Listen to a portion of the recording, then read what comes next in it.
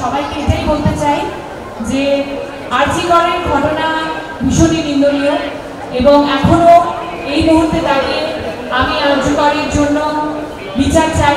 আমি শিওর আপনারাও সকলেই নিশ্চয়ই সেই বিচার চান। তাই আনন্দে খুব একটা মেতে না উঠে আসুন সবাই মিলে আমরা প্রতিশ্রুতিবদ্ধ হই যে একটা সুস্থ সমাজ আমরা সবাই মিলে গড়ে তুলব। তো আরজি করার জন্য একবার বলতে চাই উই ওয়ান্ট জাস্টিস।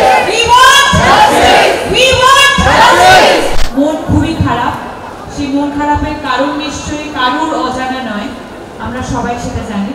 বাবলি নিয়ে কথা বলা আমরা লাস্ট 11ই অগস্ট বন্ধ করে দিয়েছি।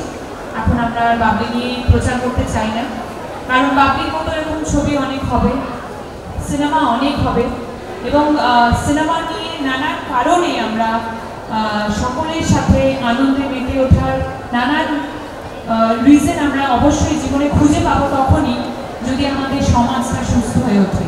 তাই আজকে এই আনন্দের জায়গায় দাঁড়িয়েও আমি সবাইকে এটাই বলতে চাই যে আরজি করের ঘটনা ভীষণই নিন্দনীয় এবং এখনো এই মুহূর্তে দাঁড়িয়ে আমি আরজি করের জন্য বিচার চাই।